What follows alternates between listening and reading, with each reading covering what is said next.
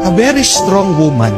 At meron pong kasabihan, the strongest wings are those who fly alone. Ang ganda po, no?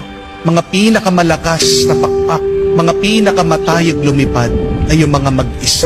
When you are alone, God knows that you can do it. Bakit pinapabayaan ka ng Diyos sa mag-isa? Kasi alam niya kaya mo.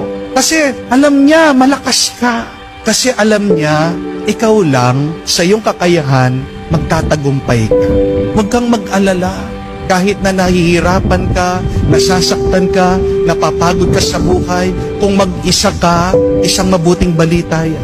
Hindi ka papabayaan na mag-isa ng Diyos kung hindi naniniwala ang Diyos sa iyong kakayahan. Remember this, our pains teach us to be stronger. Our tears teach us to be braver. And our broken hearts teach us to be wiser.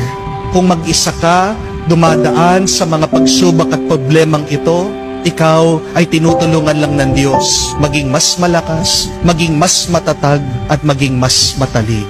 Trust in your ability. Trust in yourself.